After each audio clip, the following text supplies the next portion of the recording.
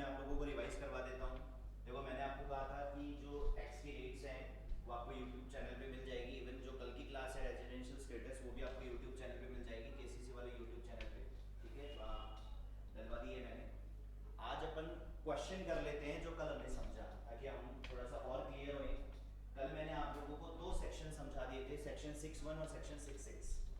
Section 6.1 कहता है कि आप कब इंडियन रेजिडेंट बनेंगे और कब आप नॉन रेजिडेंट बनेंगे, कब आप इंडियन रेजिडेंट बनेंगे और कब आप नॉन रेजिडेंट बनेंगे। तो कब आप इंडियन रेजिडेंट बनेंगे ये सेक्शन 6.1 आपको बताता है।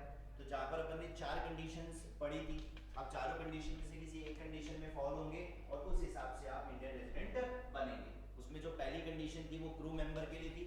क्रू मेंबर अगर इंडिया में 182 डेज या इससे ज्यादा स्टे करता है, और क्रू मेंबर कौन हो गए उसका मैंने एग्जांपल भी लिया था, नेवी के पर्सन्स हो गए या एयर होस्टेजेस होंगे। ठीक है, अगर वो 182 दिन 182 डेज या इससे ज्यादा इंडिया में स्टे करते हैं तो उनका स्टेटस रेजिडेंट हो जाएगा। उनका स्टेटस क्या हो जाएगा, इंडियन रेजिडेंट हो जाएगा। फिर हमने पढ़ा कि कोई इंडियन सिटीजन या इंडियन ओरिजिन, इंडियन सिटीजन और इंडियन ओरिजिन का मतलब मैंने क्या बताया था, इंडियन सिटीजन इंडियन ओरिजिन का मतलब हो गया कि आप या आपके पेरेंट्स या पेरेंट्स के पेरेंट्स यानी आपके ग्रैंड पेरेंट्स कोई भी इंडिया में जन्म हुआ हो, किसी का भी इंडिया में जन्म हुआ हो तो वो आप जो है इंडियन सिटीजन इंडियन ओरिजिन कहलाएंगे। लेकिन अगर आप इंडियन सिटीजन इंडियन ओरिजिन है और बाहर ही शिफ्ट हो गए, आप रहते ही बाहर हो लेकिन इंडिया में विजिट करने के लिए आए हो, क्या करने के लिए आए हो, विजिट करने के लिए आए हो, तो वहां पर हम आपकी टोटल इनकम के हिसाब से स्टेटस चेक करेंगे। टोटल इनकम क्या थी, अगर टोटल इनकम 15 लाख से कम हो या टोटल इनकम 15 लाख से ज्यादा हो। कम हो तो 182 डेज वाली ही लिमिट लगेगी, ज्यादा हो तो दो लिमिट थी, एक तो 182 डेज वाली थी, इसके अलावा इन्होंने एक लिमिट और डाली हुई है। वो लिमिट क्या है कि आप पीछे 4 साल में 365 दिन इंडिया में रहते हैं, पीछे 4 साल में 365 डेज इंडिया में रहते हैं, और करंट ईयर में कम से कम 120 दिन, करंट ईयर में कम से कम 120 दिन अगर आप इंडिया में रहते हैं तो हम आपको रेजिडेंट मान लेंगे, हम आपको रेजिडेंट मान लेंगे। यहां पर एक नोट भी था, मैंने आपको बताया भी था कि सेक्शन 6.1 के अकॉर्डिंग आप रेजिडेंट बनते हैं, रेजिडेंट बनने के बाद आप ऑर्डिनरी या नॉट ऑर्डिनरी रेजिडेंट बनते हैं। क्या बनते हैं, ऑर्डिनरी या नॉट ऑर्डिनरी रेजिडेंट बनते हैं। तो वहां एक कंडीशन, एक नोट था, नोट ये था कि आप पीछे 4 साल में 365 दिन, करंट ईयर में 120 दिन, करंट ईयर में आप 120 दिन से ज्यादा है लेकिन 182 डेज से कम है इंडिया में, 182 डेज से कम है इंडिया में, तो आप ऑटोमेटिकली RNOR बनेंगे, resident and not ordinary resident बनेंगे। ठीक है यहां तक। और चौथी कंडीशन थी अदर कंडीशन, ना आप क्रू मेंबर है ना आप इंडियन ओरिजिन है जो बाहर शिफ्ट हो गए लेकिन इंडिया में विजिट करने के लिए आए हैं, तो उस केस में पहली लिमिट अदर कंडीशन में हम चेक करेंगे, पहली लिमिट क्या है, वही 182 डेज वाली है, और दूसरी क्या है, दूसरी क्या है, वही पीछे 4 साल में 365 दिन और करंट ईयर में 60 डेज, करंट ईयर में 60 डेज। उस केस में आप क्या बन जाएंगे, इंडियन रेजिडेंट बन जाएंगे। जब आप रेजिडेंट बन जाते हो तो हम चेक करते हैं कि आप ऑर्डिनरी रेजिडेंट हो या नॉट ऑर्डिनरी रेजिडेंट हो। आप ऑर्डिनरी रेजिडेंट हो या नॉट ऑर्डिनरी रेजिडेंट हो, इसको हम चेक करेंगे सेक्शन 6.6 से। किससे चेक करेंगे, सेक्शन 6.6 से, जहां पर दो कंडीशंस थी। अगर आप दोनों कंडीशन पूरी कर देते हो तो आप ऑर्डिनरी रेजिडेंट हो, अगर आप दोनों में से कोई एक या दोनों ही पूरी नहीं करते हो तो आप नॉट ऑर्डिनरी रेजिडेंट हो। आप कौन हो, नॉट ऑर्डिनरी रेजिडेंट हो। ठीक है, वो दो कंडीशन क्या थी कि पीछे 10 साल में किसी 2 साल आप रेजिडेंट रहे हो, पीछे 10 साल में किन्हीं 2 साल आप क्या रहे हो, रेजिडेंट रहे हो, और पीछे 7 साल में, पीछे 7 इयर्स में 730 डेज या इससे ज्यादा का आपका स्टे हो इंडिया में, तो आप क्या कहलाएंगे, ऑर्डिनरी रेजिडेंट कहलाएंगे। अदरवाइज आप क्या है, नॉट ऑर्डिनरी रेजिडेंट है। हम ये क्यों कर रहे हैं, क्यों हम रेजिडेंट में ऑर्डिनरी नॉट ऑर्डिनरी कर रहे हैं, क्यों हम नॉन रेजिडेंट कर रहे हैं, क्योंकि इनकम टैक्स एक्ट जो लिखा हुआ है वो अलग अलग तरीके से लिखा हुआ है। ऑर्डिनरी रेजिडेंट के लिए अलग लिखा हुआ है, नॉट ऑर्डिनरी के लिए अलग लिखा हुआ है, और नॉन रेजिडेंट के लिए अलग लिखा हुआ है। ठीक है, फिर मैंने आपको बताया कि अगर आप रेजिडेंट है, इंडियन रेजिडेंट है, ऑर्डिनरी इंडियन रेजिडेंट है, तो आपकी ग्लोबल इनकम टैक्सेबल होती है। कौन सी इनकम टैक्सेबल होती है, ग्लोबल इनकम। अब ग्लोबल इनकम का मतलब क्या हुआ, आप उस इनकम पर तो टैक्स दोगे ही जो इंडिया में अक्रू हुई या इंडिया में रिसीव हो गई, उस पर तो आपको टैक्स देना ही है। आप उस इनकम पर भी टैक्स दोगे जो बाहर ही अक्रू हुई और बाहर ही रिसीव हुई। अगर आप ऑर्डिनरी रेजिडेंट हैं और आपकी कोई इनकम किसी दूसरी कंट्री में ही अक्रू हुई और किसी दूसरी कंट्री में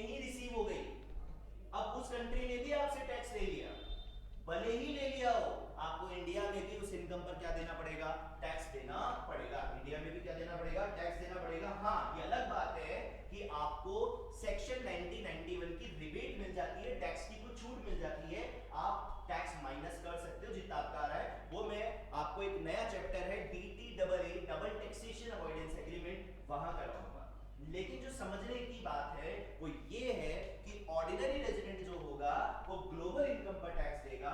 ग्लोबल इनकम मतलब इंडिया में अक्रू हुई या रिसीव हो गई उस पर तो दोगे। इसके अलावा बाहर अक्रू रिसीव दोनों ही बाहर हुई तब भी आपको इंडिया में टैक्स देना पड़ेगा। नॉट ऑर्डिनरी में भी सेम कॉन्सेप्ट है। इंडिया में अक्रू हुई टैक्स दोगे, इंडिया में रिसीव हुई टैक्स दोगे। क्लियर है? हाँ, अक्रू रिसीव दोनों बाहर हुई, अक्रू भी बाहर हुई है और रिसीव भी बाहर हुई है, ऐसी इनकम पर आपको इंडिया में टैक्स नहीं देना। ऐसी इनकम पर आपको इंडिया में टैक्स नहीं देना। ना तो नॉट ऑर्डिनरी आर एनओआर को देना है, ना एनआर नॉन रेजिडेंट को देना है, जो अक्रू और रिसीव दोनों ही बाहर है। हाँ, सिर्फ एक इनकम पर R NOR not ordinary resident को टैक्स देना पड़ता है, ये मैंने बताया था। भले ही अक्रू रिसीव बाहर हुई हो लेकिन वो इनकम जनरेट हुई है ऐसे बिजनेस से जिसका कंट्रोल इंडिया में है, जिसका क्या है, कंट्रोल इंडिया में है, ऐसी इनकम पर तो आपको R NOR not ordinary resident को टैक्स देना पड़ेगा। Is it clear? तो ये कॉन्सेप्ट था, मैंने टेबल भी आप लोगों को करवा दी थी। आज अपन क्वेश्चन कर लेते हैं तो चीजें और आसानी से आपकी क्लियर हो जाएगी। तो एक क्वेश्चन है आपके सामने, एक क्वेश्चन है आपके सामने। टोटल इनकम दी हुई है in the hands of individual as 55 इयर्स। ठीक है, रिफ्लेक्शन आ रहा है? ओके, चलिए। तो अब total income in the hands of individual as 55 years है। Being a resident and ordinary resident, resident but not ordinary resident और नॉन रेजिडेंट, तीनों ही कंडीशन में आपको बतानी, तीनों ही कंडीशन में आपको बताना है कि कौन सी इनकम पर टैक्स लगेगा, कौन सी इनकम पर टैक्स नहीं लगेगा। क्लियर है? तो मैं आप लोगों को बोलता जा रहा हूं, आप लोग समझते जाएं, फिर इसको अपन ढंग से नोट कर लेंगे। अभी आप सिर्फ समझें एक बार क्वेश्चन। ठीक है, चलिए। सबसे पहले आ रहा है interest on UK development bonds, यानी कि ये बात तो तय है कि जो आपका बॉन्ड है वो यूके बॉन्ड है, तो अक्रू तो यूके में, अक्रू तो कहां हुआ है, यूके में। अब उसका 50% जो इंटरेस्ट है वो इंडिया में रिसीव हुआ है। 50% इंटरेस्ट कहां रिसीव हुआ है, इंडिया में रिसीव हुआ है। मेरी बात बहुत गौर से समझना। अगर आप ऑर्डिनरी रेजिडेंट है तब तो मैंने बताया था आपको पूरी इनकम पर टैक्स देना, दिमाग ही नहीं लगाना, पूरी इनकम पर टैक्स देना है। ठीक है, तो ऑर्डिनरी रेजिडेंट को तो 10,000 पे देना है, ऑर्डिनरी रेजिडेंट को तो पूरे 10,000 पे क्या देना है, टैक्स देना है। इसके लिए तो इनकम पूरी 10,000 रहेगी। R NOR not ordinary resident और नॉन रेजिडेंट के केस में अगर अक्रू बाहर हुई है, जितनी इंडिया में रिसीव होगी ना उतने पे टैक्स देना है एक बार के। जितनी इंडिया में रिसीव हुई है उस पर ही टैक्स देना है। हाँ, टैक्स तो पूरे में लगेगा 10,000, लेकिन 50% रिसीव हुई है तो पहले 50% पे देगा, फिर 50% वापस रिसीव होगी तो वापस दे देगा, लेकिन जितनी रिसीव होगी ना उतने पे ही टैक्स देना है। टैक्स मीन 10,000 तो टैक्सेबल हो जाएगा ऑर्डिनरी रेजिडेंट के लिए, आरओआर के लिए, 5,000 टैक्सेबल हो जाएगा आरएनओआर के लिए, नॉट ऑर्डिनरी रेजिडेंट के लिए, और 5,000 टैक्सेबल हो जाएगा एनआर के लिए, नॉन रेजिडेंट के लिए। क्लियर है यहां तक? ओके। फिर उसके बाद income from business in Chennai, चलिए ये तो चेन्नई हो गया, चेन्नई हो गया, इंडिया की इनकम है तो 20,000 पे तो पूरे पे टैक्स लगेगा ही लगेगा। ऑर्डिनरी रेजिडेंट को तो पूरे 20,000 पे लगेगा। बात क्या आती है कि आरएनओआर और एनआर को कितनी देनी है, जितनी रिसीव हुई, जितनी रिसीव हुई, कितनी रिसीव हुई, 20 में 50% तो 10,000 हो जाएगा। Short term capital gain on sale of shares of Indian company received in London.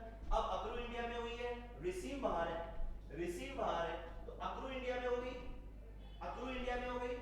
अब जितनी इंडिया में अक्रू हो गई पूरे पे टैक्स लगेगा। ऑर्डिनरी रेजिडेंट को तो पूरे 20,000 पे देना है, उसमें तो कोई दिक्कत ही नहीं है। नॉट ऑर्डिनरी रेजिडेंट और ऑर्डिनरी रेजिडेंट को कितने पे टैक्स देना है इस बार, आधा करोगे या नहीं करोगे? नहीं, यहाँ कोई आधा वादा नहीं होगा। ठीक है, क्योंकि पूरा ही रिसीव हो गया तो पूरा 20,000 पे क्या लगेगा, टैक्स लगेगा। तो 20,000 तीनों में, ऑर्डिनरी में, नॉट ऑर्डिनरी में और एनआर में, तीनों को ही 20,000 पे क्या देना पड़ेगा, टैक्स देना पड़ेगा। फिर आता है dividend from British company received in London, dividend from British company received in London. अब आप समझने की कोशिश करिए, अक्रू भी बाहर हुआ है, रिसीव भी बाहर हुआ है, तो ग्लोबल इनकम तो टैक्सेबल है, तो 5,000 तो टैक्सेबल है किसके एंड में, ऑर्डिनरी के केस में। नॉट ऑर्डिनरी और एनआर इसके लिए टैक्सेबल नहीं है, ये 5,000 रुपए टैक्सेबल नहीं होगा। क्यों नहीं होगा बच्चों? क्योंकि अक्रू भी बाहर हुई है, क्योंकि कंपनी कौन सी है? ब्रिटिश कंपनी है, और रिसीव भी कहां हुआ है? बाहर हुआ है। तो अक्रू भी बाहर है, रिसीव भी बाहर है। मैंने अभी अभी कहा था अक्रू रिसीव दोनों बाहर है, तो RNOR और NR इसको क्या नहीं देना? टैक्स नहीं देना। तो क्या नहीं देना? टैक्स नहीं देना। तो 5,000 रुपए सिर्फ और सिर्फ ऑर्डिनरी के केस में क्या हो जाएंगे? टैक्सेबल हो जाएंगे। आ रही चीज समझ में? आगे long term capital gain on sale of plant at Germany 50% profit received in India. Again 50% he receive हुआ है, अगेन 50% ही रिसीव हुआ है। तो RNOR और NR को तो 20,000 रुपए पे टैक्स देना है, और 40,000 रुपए के लिए ऑर्डिनरी रेजिडेंट टैक्सेबल हो जाएगा। Income earn from business in Germany which is controlled from Delhi. अब आप समझने की कोशिश करिए। 70,000 है, 70,000 है, ऑर्डिनरी रेजिडेंट के लिए तो पूरा 70,000 टैक्सेबल है, तो दिमाग ही नहीं लगाना। अब बात आती है नॉट ऑर्डिनरी और नॉन रेजिडेंट के केस में। मैंने बताया था नॉट ऑर्डिनरी और नॉन रेजिडेंट जो है उनका सेम कॉन्सेप्ट चलता है। अगर अक्रू रिसीव दोनों बाहर हुई है, ऐसे इनकम पर वो इंडिया में टैक्स नहीं देते। लेकिन मैंने आपको बताया था कि अक्रू रिसीव बाहर हुई हो लेकिन ऐसे बिजनेस से हुई हो जिसका कंट्रोल इंडिया में है, तो RNOR को पूरे पे टैक्स देना। RNOR को पूरे पे क्या देना पड़ता है? टैक्स देना पड़ता है। तो बच्चों 70,000 रुपए ऑर्डिनरी को तो देना ही है, इस पूरे 70 पे नॉट ऑर्डिनरी को भी देना पड़ेगा, क्योंकि जो इनकम अर्न हुई है वो कौन से बिजनेस से हुई है? बिजनेस भले जर्मनी में चल रहा हो लेकिन उसका कंट्रोल कहां पर है? दिल्ली में है। तो पूरे 70,000 पे नॉट ऑर्डिनरी को देना पड़ेगा। फिर सर नॉन रेजिडेंट को कितना देना है? जितना रिसीव होगा, जितना रिसीव होगा। तो रिसीव कितना हुआ है? 40,000 रुपए। रिसीव कितना हुआ है? 40,000 रुपए। अच्छा ये मुझे बताइए कि नॉन रेजिडेंट को यहाँ पर टैक्स लगेगा क्या? नॉन रेजिडेंट को लगेगा क्या? Income earn from business generally controlled from Delhi है, कंट्रोल्ड फ्रॉम दिल्ली है। तो अक्रू कहां हुई है? अक्रू कहां हुई है? अक्रू बच्चों दिल्ली में ही हुई है, क्योंकि उसका कंट्रोल दिल्ली में है। रिसीव कहां हुई है? जर्मनी में। तो उस केस में जितना रिसीव इंडिया में है ना, रिसीव इंडिया में है, ठीक है। चूंकि रिसीव इंडिया में है तो नॉन रेजिडेंट को देना पड़ेगा 40,000 रुपए जितना वो रिसीव करेगा, ठीक है। और 70,000 और 70,000 ये दोनों ऑर्डिनरी रेजिडेंट और नॉन ऑर्डिनरी रेजिडेंट को पूरे 70,000 पे टैक्स देना पड़ेगा। Profit from business in Delhi but manage entirely from London. इस बार दिल्ली में है लेकिन मैनेज कहां हो रहा है? लंदन में हो रहा है। तो मुझे बताइए पूरे 15,000 रुपए पे टैक्स लगेगा? बिल्कुल, ऑर्डिनरी को भी, नॉट ऑर्डिनरी को भी और NR को भी, क्योंकि पूरा रिसीव हुआ है। ऐसा मान के चलेंगे अगर क्वेश्चन कह नहीं रहा है कितना रिसीव हुआ है। Income from house property in London deposited in Indian bank at London brought to India. अब देखो ब्रॉट टू इंडिया का मतलब होता है कि पैसा आप इंडिया में लेकर आए। तो अगर आपको क्वेश्चन में ब्रॉट टू इंडिया लिखा हुआ है या मनी रिटर्न टू इंडिया लिखा हुआ है, ये आपके लिए इररिलेवेंट इंफॉर्मेशन, इससे कोई मतलब नहीं है। आप तो ये बताइए इनकम हाउस प्रॉपर्टी की लंदन में डिपॉजिट इंडियन बैंक में हो गई तो आपको टैक्स लगेगा। ऑर्डिनरी को तो लगेगा ही लगेगा, नॉन ऑर्डिनरी को भी पूरे 50,000 पे लगेगा और NR को भी पूरे 50,000 पे लगेगा। इंडिया में कुछ भी हो गया ना, इंडिया वर्ड आ गया ना, बस tax. Interest on debenture in Indian company received in London पूरे 12,000 पे तीनों को टैक्स लगना है। Fees for technical services rendered in India but received in London तीनों को टैक्स लगेगा 8,000 रुपए। इंडिया में कुछ भी हो जाए तीनों को टैक्स देना है पैसा। हाँ बस NR को और RNOR को रिसीव अगर कम हुआ है तो फिर उतने पे ही लगेगा। Profit from business in Bombay manage from London, ये देखिए बॉम्बे आ गया, पूरे 26,000 रुपए पे तीनों को टैक्स देना है। Pension for services rendered in India but received in London 4,000 रुपए तीनों को टैक्स देना है। Income from property situated in Pakistan receive there, अब बताइए प्रॉपर्टी कहां सिचुएटेड है? पाकिस्तान में, और इनकम भी कहां रिसीव हुई है? पाकिस्तान में। तो अब मुझे बताइए अक्रू रिसीव दोनों बाहर है तो सिर्फ और सिर्फ ऑर्डिनरी को टैक्स देना है 16,000 पे, ना तो नॉट ऑर्डिनरी को देना है ना NR को देना है, दोनों को टैक्स नहीं देना है। Past foreign untaxed income brought to India, ये देखिए ये तो कोई इनकम है जो आप इंडिया में लेकर आए हो, अक्रू रिसीव कोई मतलब नहीं है, कोई पास अनटैक्स्ड इनकम है तो कोई आपकी ना तो इस साल अक्रू हुई है ना रिसीव हुई है, तो 5,000 रुपए ये आपको बस कंफ्यूज करने के लिए है, ये तीनों को ही टैक्स नहीं देना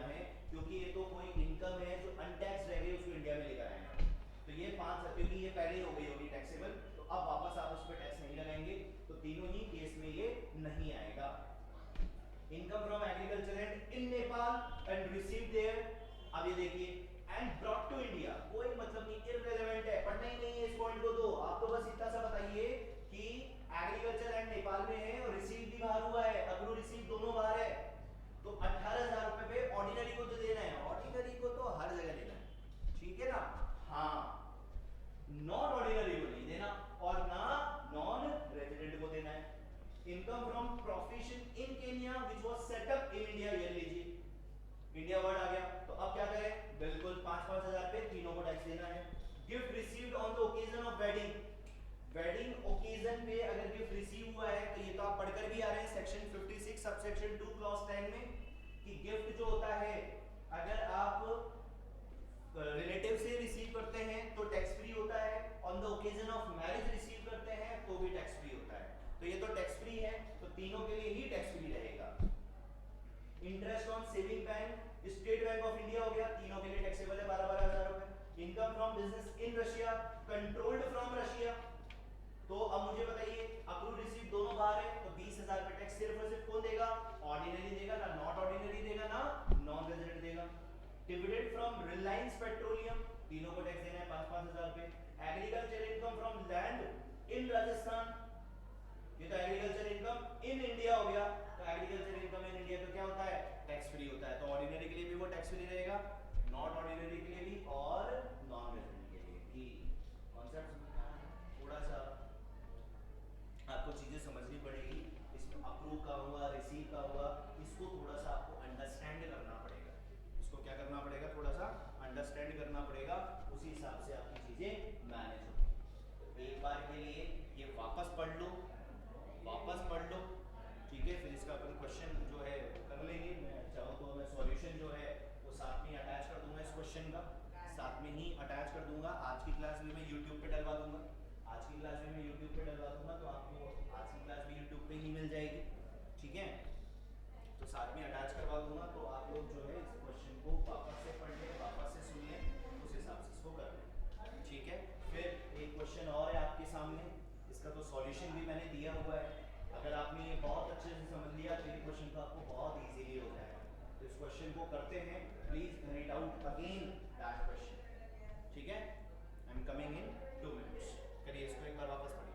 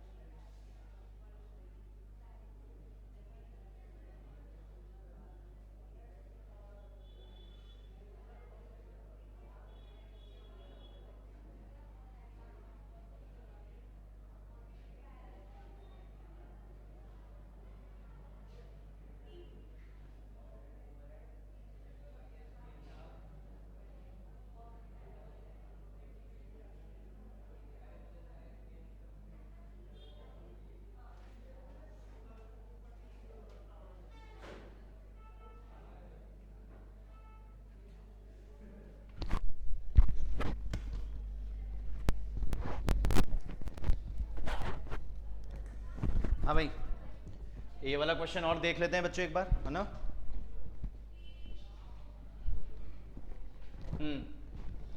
from the following particulars of income furnished bye mister Shashank, ठीक है, उसकी आपको इनकम बतानी है। अगर Shashank resident and ordinary resident है, ROR है, resident but not ordinary resident है, RNOR है, और नॉन रेजिडेंट है, NR है। उनकी ये 5 इनकम है मिस्टर शशांक की, तो तीनों स्टेटस में बताना है ये 5 इनकम को आप कैसे टैक्सेबिलिटी करोगे। क्लियर है यहां तक? ओके, चलिए तो स्टार्ट करते हैं। पहली, short term capital gain on sale of shares of Indian company received in Germany. देखो अब आप समझना, आपको कैपिटल गेन हुआ है शेयर्स को बेचने से, शेयर्स है इंडियन कंपनी के, लेकिन रिसीव कहां किए हैं आपने? जर्मनी में। लेकिन अक्रू तो यहां हो गए, अक्रू तो यहां हो गए। और मैंने बताया था अक्रू और रिसीव में से कोई भी एक चीज अगर इंडिया में हो गई, आपका स्टेटस कुछ भी हो, आपको तीनों केसेस में टैक्स देना है। तो ये 20,000 में चाहे आप ROR हो आपको टैक्स देना है, चाहे आप NOR हो आपको 20,000 पे टैक्स देना है, आप चाहे NR हो आपको टैक्स देना पड़ेगा। अगला, dividend from Australian company received in Australia. समझना, शेयर किसका है? किसी ऑस्ट्रेलियन कंपनी का है, तो अक्रू भी कहां हुआ है? ऑस्ट्रेलिया में।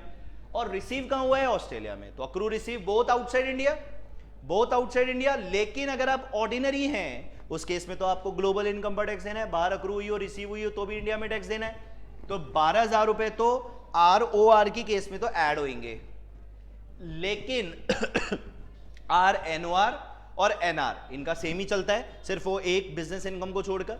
तो ना तो RNOR को टैक्स देना है ना NR को टैक्स देना है, ठीक है। तो यहां पे दोनों जगह क्या आ गए? डैश डैश आ गए, क्योंकि अक्रू भी बाहर हुआ है और रिसीव भी बाहर हुआ है। आगे, rent from property in London deposited in bank in London later on remitted to India है। देखो, रेमिटेड टू इंडिया, तो मैंने तो आपको बताया था, तो इररिलेवेंट बात है। अब आप मुझे बताइए, प्रॉपर्टी कहां पर है? लंदन में, और पैसा भी कहां डिपॉजिट करवाया हमने? लंदन में। तो accrue receive both outside India. अब भले ही मैं इंडिया में लेकर आया हूं, उससे कोई लेना देना नहीं है। Accrue receive both outside India, तो ना तो RNOR को टैक्स देना है इस इनकम पर, ना NR को टैक्स देना है। लेकिन ROR ऑर्डिनरी रेजिडेंट को तो टैक्स देना पड़ेगा। तो 90,000 रेंट रिसीव हुआ है, और हमको पता है कि रेंट के ऊपर हम 30% का डिडक्शन क्लेम करते हैं। तो 30% का डिडक्शन क्लेम करने के बाद रिमेनिंग कितना बचा? 63,000। और यहां दोनों जगह क्या हो गया? Dash dash. Dividend from Reliance Indian limited an Indian company, तो 7,500 अक्रू रिसीव, दोनों में से कोई भी एक चीज इंडिया में है, तीनों को टैक्स देना है, तीनों को ऐड कर दिया। देखो 7,500 7,500 7,500। उसके बाद क्या है? उसके बाद है एग्रीकल्चर इनकम इन तमिलनाडु। तो तमिलनाडु तो इंडिया में है, और इंडिया की एग्रीकल्चर इनकम क्या है? टैक्स फ्री है। इंडिया की एग्रीकल्चर इनकम क्या है? टैक्स फ्री है। तो वो हमने क्या कर दी? टैक्स फ्री कर दी। तीनों में क्या कर दिया? डैश डैश कर दिया।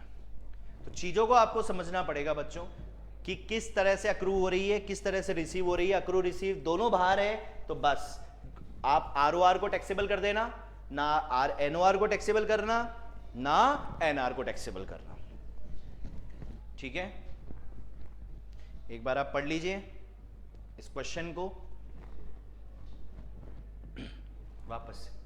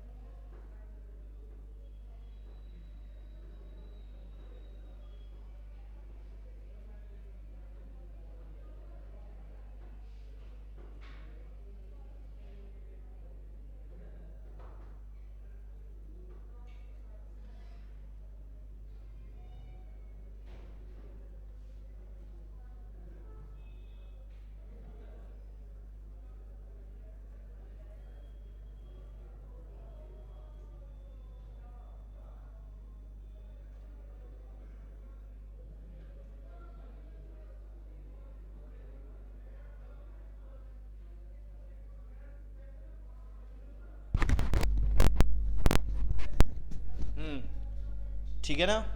आपको ये वाला क्वेश्चन भी इसी तरीके से प्रेजेंट करना है भाई, है ना। वही टेबल बनेगी कंप्यूटेशन ऑफ टोटल इनकम करके, एक पर्टिकुलर का कॉलम बन जाएगा इस वाले क्वेश्चन के लिए, एक ROR के लिए बन जाएगा ऑर्डिनरी रेजिडेंट, एक बन जाएगा NOR नॉट ऑर्डिनरी रेजिडेंट, और एक बन जाएगा नॉन रेजिडेंट NR। तो आपको एक एक इनकम लिखनी है, कौन कौन सी इनकम कैसे कैसे आपने टैक्सेबल की वो आप लोग करिए। तो इस क्वेश्चन को आप लोग एक बार, क्योंकि इसका सॉल्यूशन तो है आपके पास में, इसका सॉल्यूशन आपके पास में नहीं है, तो इसका सॉल्यूशन आप लोग करिए इसी फॉर्म में आप लोगों को करना है, ठीक है। फिर इसका जो टोटल आंसर है वो मैं आप लोगों को कल बता दूंगा कि RNOR का, NR का और ROR का कितना कितना आंसर आ रहा है। फिर अपन आगे बढ़ते हैं। कल हम एक कॉन्सेप्ट पढ़ेंगे डीम्ड रेजिडेंट का। डीम्ड रेजिडेंट मतलब कि आप इंडियन सिटीजन, इंडियन ओरिजिन है आप, या आपके पेरेंट्स या ग्रैंड पेरेंट्स इंडिया में पैदा हुए, लेकिन आप बाहर ही शिफ्ट हो गए, आप बाहर ही रहते हो, ठीक है। लेकिन आप जिस कंट्री में रहते हो ना, वो कंट्री साइप्रस है। साइप्रस का मतलब टैक्स हेवन है, ऐसी कंट्री है जहां पे टैक्स नहीं लगता है। और आपकी जो टोटल इनकम है, फॉरेन इनकम को एक्सक्लूड करते हुए, वो टोटल इनकम आपकी 15 लाख से ज्यादा है, तो हम आपको RNOR मानेंगे, हम आपको resident but not ordinary resident मानेंगे, डीम्ड रेजिडेंट मानेंगे सेक्शन 6(1)(a) में। तो ये वाला कॉन्सेप्ट भी है, ये मैं आप लोगों को कल बता दूंगा। वैसे मैंने थोड़ा सा बता दिया, मैं फिर रिपीट कर देता हूं। अगर आप इंडियन सिटीजन है, इंडियन ओरिजिन है, लेकिन बाहर ही रहते हैं, बाहर ही शिफ्ट हो गए, लेकिन जहां रहते हैं ऐसी कंट्री में रहते हैं जो साइप्रस है, टैक्स हेवन कंट्री है, ठीक है। आप कहीं ना कहीं भारत सरकार को ये लग रहा है कि आप चूंकि इंडियन ओरिजिन है, इंडियन सिटीजन है, लेकिन आप टैक्स को बचाने के पर्पस से कहां रह रहे हैं, बाहर रह रहे हैं और अच्छा अर्न कर रहे हैं, 15 लाख से ऊपर अर्न कर रहे हैं, तो हम आपकी टैक्सेबिलिटी RNOR समझ के करेंगे। भले ही आप अक्रू रिसीव बाहर कर रहे हो, हम उस इनकम पर टैक्स नहीं लेंगे, लेकिन अगर कोई भी इनकम आपकी इंडिया में अक्रू या रिसीव हो गई तो हम आपको RNOR मानकर टैक्स लेंगे, ऐसा सेक्शन 6(1)(a) कहता है। तो ये वाला और है जो अपन कल देख लेंगे। ये आपका इंडिविजुअल का जो रेजिडेंशियल स्टेटस है वो खत्म होता है। उसके बाद HAF आता है, हिंदू अनडिवाइडेड फैमिली। HAF का भी सेम कॉन्सेप्ट चलता है जैसे इंडिविजुअल का है, लेकिन HAF में हम कर्ता का स्टेटस देखते हैं। कर्ता का स्टेटस अगर ROR है तो HAF भी ROR होगा, कर्ता का स्टेटस अगर RNOR है तो HAF का स्टेटस भी RNOR होगा, और कर्ता का स्टेटस अगर HR है, वो NR है, नॉन रेजिडेंट है, तो उसका भी नॉन रेजिडेंट ही होगा।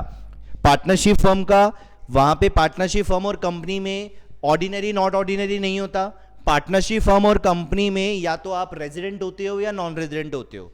तो फर्म के केस में तो अगर आपका कंट्रोल और मैनेजमेंट इंडिया में है, उस फर्म का कंट्रोल मैनेजमेंट इंडिया में है, तो इंडियन रेजिडेंट है, और कंट्रोल और मैनेजमेंट इंडिया से बाहर है तो फिर आप नॉन रेजिडेंट है। कंपनी के केस में भी सेम कॉन्सेप्ट है। अगर आपका poem place of effective management, अगर प्लेस ऑफ इफेक्टिव मैनेजमेंट, इसकी हम डेफिनेशन समझेंगे। प्लेस ऑफ इफेक्टिव मैनेजमेंट क्या होता है? अगर आपका पोएम इंडिया में है, place of effective management India में है, तो आप इंडियन कंपनी है, और अगर आपका पोएम बाहर है, प्लेस ऑफ इफेक्टिव मैनेजमेंट बाहर है, तो आप नॉन रेजिडेंट है। तो कंपनी और पार्टनरशिप फर्म के केस में तो रेजिडेंट नॉन रेजिडेंट होता है, लेकिन इंडिविजुअल और HAF के केस में 3 स्टेटस होते हैं, ROR, RNOR और NR, ठीक है। और उसी हिसाब से टैक्सेबिलिटी अराइज होती है। तो आप इस क्वेश्चन को जो है कॉपी में प्रॉपर कर लीजिए। मैं आप लोगों को होमवर्क दे रहा हूं, कल मैं इसका आंसर आप लोगों को बता दूंगा, समझा मैंने दिया ही है, ठीक है। उस हिसाब से आप इसको कर लीजिए।